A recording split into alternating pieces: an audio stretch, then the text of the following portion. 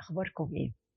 هتكلم معاكم النهاردة في جملة حلوة قوي سمعتها من حد، من سيدة يعني. قالت لي وهي بتتكلم عادي كده، مش عارفة إنها بتقول ضرر. قالت إيه بقى؟ دكتورة أنا نفسي بهتانة. شفت الجملة؟ أنا نفسي بهتانة. قعدنا نتكلم ونروح ونيجي في معنى الكلمة وممكن تودينا فين ويعني إيه. لقينا إنه أحسن تعريف إنك تبقى نفسك بهتانة او حاسس انها مش باينه، ملامحها مش باينه، لونها باهت. عارفين لما يبقى في حاجه ما فيهاش الوان، اتهرت. الحاجه بتبهت ليه او بتبقى بهتانه ليه؟ يقول لك اتلمست كتير، اتغسلت كتير، اتبهدلت كتير، فبهتت، الوانها راحت، زهوتها راحت. فده بيبقى نتيجه انك انت بني ادم ادمنت تفكيرك في الناس على حساب نفسك. انت طول الوقت بتفكر الناس شايفاك ازاي والناس عايزة منك ايه، وبتتخيل مواقف بينك وبين نفسك وشايف الناس كأنك ده. في ناس بتتخيل بعد ما ماتت، يعني بعد ما مات الناس قالت عليها ايه ومين زعل ومين فرح ومين عادي، ويزعل قوي ان الناس بقت عادي مع ان الرسل ماتت وعادي. لكن الفكرة انه ان انا ابقى ماشية طول الوقت ب في حاجة في دماغي، كأني حاطة فريق كورة في دماغي كده، في ناس في دماغي. طبعا ممكن تبقى بابا وماما، جوز، عيال، شغل، مدير، whatever مين يعني.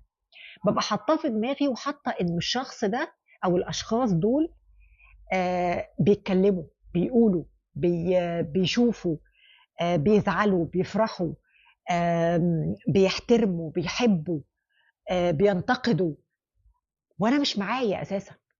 انا مش مع نفسي، انا مش عايشني، انا مش مدركني، انا مش لابس شخصيتي، انا مش حاسسها، مش حاسس حدودها، مش شايفها.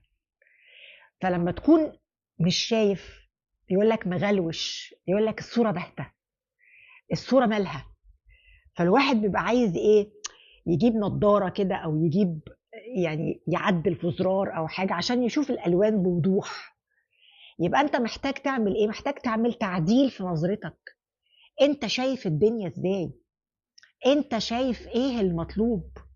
المطلوب ان انا اخدم الناس؟ انا ماشي اخدم على صورتي عند الناس؟ انا ماشي اخدم على رأيهم فيا؟ ولا انا ماشي اعيشني واشوفني؟ وبعدين بقى الرأي لما يختلف او يعترض او ينتقد او لا يتوافق، ساعتها اشوف هنعمل ايه. يعني لازم ابقى حاطط في دماغي ان من الطبيعي والبديهي انه الناس تختلف عليا، ان الناس تقول مش عاجبني، مش عايزني، مش حاببني. طبيعي، طبيعي. الناس ما اختلفتش، ما اتفقتش على ربنا هتتفق عليك او عليا؟ مستحيل.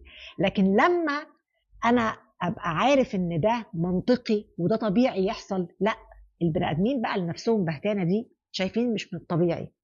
مش الطبيعي حد يزعل مني، مش الطبيعي حد يبقى شايفني غلط، مش الطبيعي حد يبقى شايفني ان هو ما عملتش معاه الواجب مثلا او كل حاجه مطلوبه، اني مقصر، اني مش عايز اللي هو عايزه، اني مش حابب اللي هو حبه.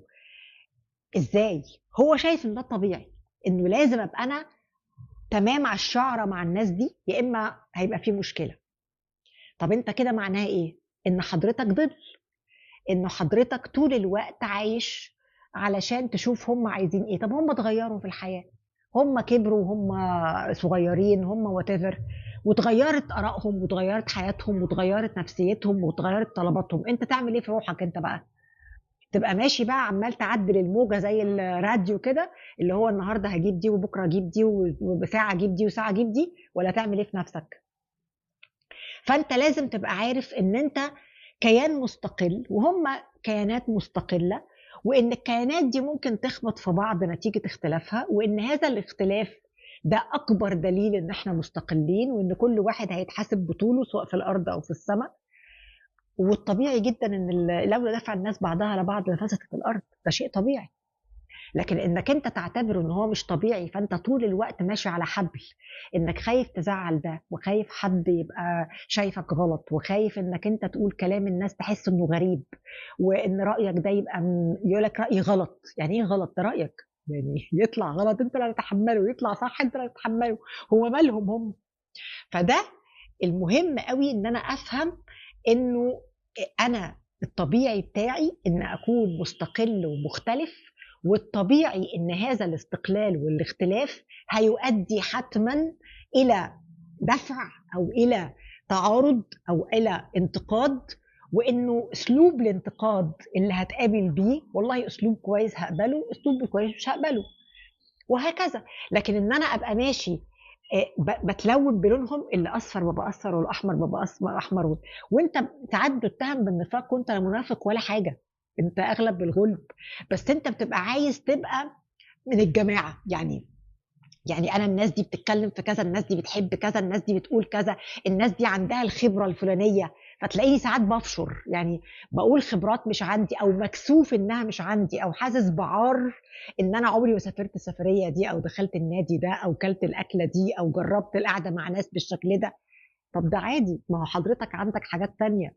حتى عدم وجود خبرات ده لوحده خبرة، يعني ده لوحده تقول لنا دماغك فيها ايه، واحساسك في ايه، وعايش الدنيا ازاي، وبتعمل ايه، وايه اللي بتحبه وايه اللي بتكرهه، نتيجة انك انت ما عندكش الخبرات دي. يبقى احنا مش مفروض نفسنا تبقى بهتانة، نفسنا تبقى ملونة، تبقى واضحة، تبقى كاريزماتيك، تبقى تيستي، يعني ليها نكهة، لأن هي حضرتك وحضرتي وحضراتكم كلكم، كل واحد في الدنيا من أول ما ربنا خلق الأرض لغاية ما يعني هينهاها سبحانه وتعالى، مفيش منك غير نسخة واحدة، مفيش غير غادة واحدة، ومنى واحدة، وأحمد واحد، وعبد الحليم واحد، وعباس واحد، مفيش. فده معناه انه لازم انت تبقى شايف ده، وشايف الوانه، وشايف نوره، وعايشه ومبسوط بيه، لان ربنا اختاره لك. ربنا اختار لك الظرف والزمان والمكان اللي انت تكون فيه، اللي انت رياكشنز بتاعتك او تفاعلاتك مع الحاجات دي كلها اللي ربنا هيجي يحاسبك عليها. فلازم تبقى وعيها، وواعي ردة افعالك، وواعي انت بتعمل ايه، مش قاعد تفكر في امة لا اله الا الله بتعمل ايه وشايفاك ازاي. يا رب نكون استفدنا، ويومكم حلو.